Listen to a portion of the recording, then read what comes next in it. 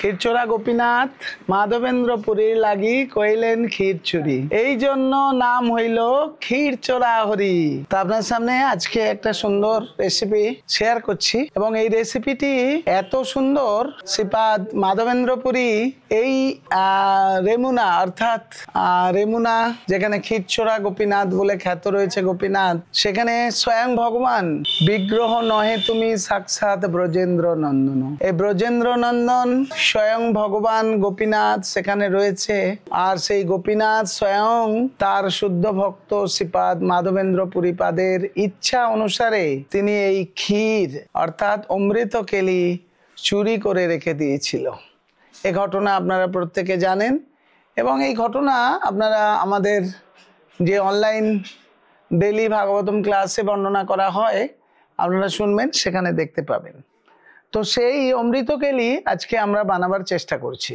আমরা এখানে প্রায় 7 লিটারের কাছাকাছি দুধ নিয়েছি, 7-8 লিটার আমার গরুর দুধ, অপরন্ত দুধ। এখন দেখুন 7 লিটার দুধ, একটা চামচ দাও, ওইটা 10 লিটার দুধ। আমাদের প্রভুজি বলছেন 10 লিটার দুধ। প্রভুজি এই দুধ দহন করেন, তো তিনি দুধ দহন করে এনে দিলেন গাভীদের। এই 10 লিটার দুধ দিয়ে আজকে অমৃত কেলি বানাবো বা ক্ষীর।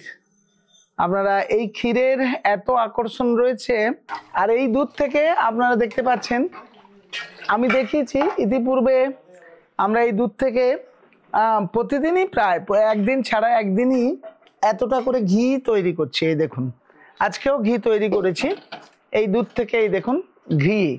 তো এই দুধটা একটু ফোটাবো, ফোটাবার পরে ঘন্টাখানেক রেখে দেবো। এয়ার পাস ঢাকনা দিয়ে ঢেকে দিতে হবে। এয়ার পাস ঢাকনা মানে ভাপটা উড়ে যাবে।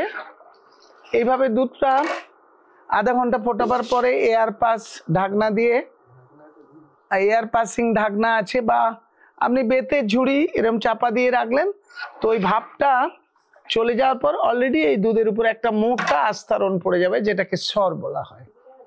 সরপুরি, লুচি চিনি, সরপুরি, লাড্ডু, রসাবলি, যা ভগবানের অত্যন্ত প্রিয়। তো আমার গোশালা আপনারা দেখে থাকবেন, গোশালার গাভীর দহন, 6টা গাভী বাচ্চা দুধ দিচ্ছে। তো সেই দুধ এইভাবে, এই দুধ থেকে প্রথমে এইভাবে এই জিনিসটা দিয়ে ঢাকা দেওয়া হয়। এটা দিয়ে ঢাকা দিলে এয়ার পাস হয়ে যাবে, কিন্তু কোনো এয়ার প্যাকড যদি না হয়, ছিদ্র না থাকলে ঢাকা দিলে ছানাটা নষ্ট হয়ে যাবে, ছানাটা গলে যাবে অ্যাকচুয়ালি। এরা অনেক সাইকোলজি আছে, প্রত্যেক জিনিসটা একটা শিক্ষা বা শিল্প আছে। এই রান্নাটাও একটা শিল্প, সেই শিল্পকে সুন্দরভাবে করতে হবে। তো এইভাবে দেখুন আমরা কত সুন্দর করছি। এই দুধটা প্রায় ফুটে উঠেছে। তা আমরা দুধটা ফোটার পরে আমরা জাল দিতে থাকবো আর কনস্ট্যান্ট নাড়তে থাকবো। আজকে এই দুধটা আমরা একদম সরও তুলছি না, ডাইরেক্ট দুধ থেকেই আমরা করব, এটা আমাদের দেখাচ্ছি। ফুটতে থাকবে, আধা ঘন্টা ফোটার পরে আপনাদের শেয়ার করব।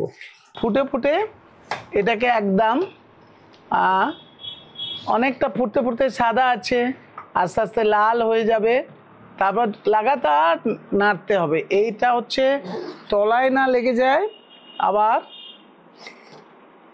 উপরে না সর পরে, এভাবে নাড়তে নাড়তে আমি সেই দুধটা লাগাতার নাড়তে নাড়তে নাড়তে নাড়তে এই পজিশনে চলে এসছে। এটা আমার সর্বমোট আধা ঘন্টা থেকে 45 মিনিট লাগবে 10 লিটার দুধ থেকে চাঁচি বানাতে। এটাকে চাঁচি বা ক্ষীর বলতে পারেন। এটার মধ্যে আর এই পজিশনটা সবচেয়ে মারাত্মক পজিশন। এই পজিশনে আপনাকে অনেক সাবধানতা অবলম্বন করতে হবে। দেখুন এটা নাড়তে হবে, আর লো, কখনো low high low high low high করে করে আপনার স্টিম দিতে হবে, লো হাই। এখন আমি আপনাদের সামনে দেখাচ্ছি, দেখুন আমি একটুখানি চিনি দিয়ে দেবো। আমি এই 10 কেজি দুধ মেরেছি, এখানে আমি 300 থেকে 400 গ্রাম চিনি দিয়ে দেবো। 400 গ্রামের মতো চিনি দিয়ে এটা এইভাবে নাড়তে হবে।